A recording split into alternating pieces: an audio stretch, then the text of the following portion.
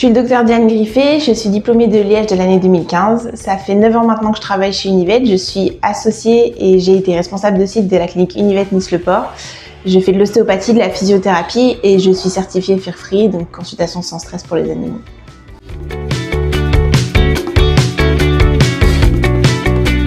C'était important pour moi parce que je voyais bien que les jeunes vétérinaires et les assistantes et moi-même, on n'était pas à l'aise avec le moment de l'euthanasie et même l'avant, comment expliquer, comment accompagner les gens dans ce moment-là. C'est quelque chose qui est difficile, où on essaye de trouver les bons mots, mais on ne les a pas forcément. On n'est pas à l'aise avec l'accompagnement des gens, mais avec les gestes techniques non plus, et c'était toujours un moment désagréable.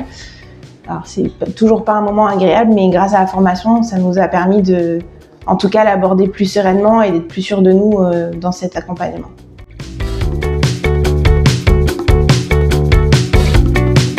Alors déjà, le fait qu'on se sente plus à l'aise dans le processus, ça nous permet d'être vraiment plus dans la communication avec les gens et d'arriver à les accompagner mieux.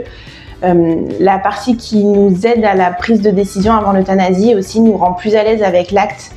Le jour où on doit euthanasier l'animal, on est tous propriétaires comme équipe, plus à l'aise avec cette décision, et du coup, même si c'est un moment triste et que c'est un moment pas toujours simple, on est en tout cas en phase avec ce qu'on a choisi et ce qu'on voulait pour cet animal-là.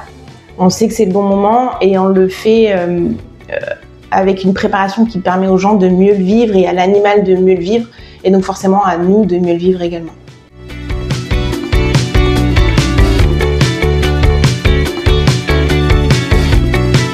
Alors déjà, pour une question de respect de l'animal, on a accompagné cet animal toute sa vie, c'est un membre de la famille des personnes qui sont avec nous.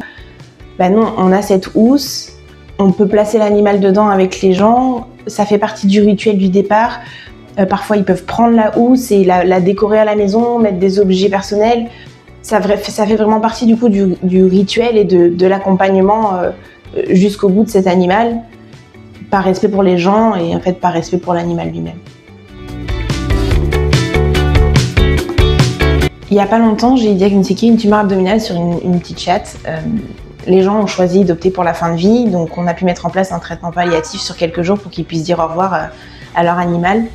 Et j'ai mis en place donc tout l'accompagnement que j'ai pu apprendre avec la formation en amont de ce moment difficile.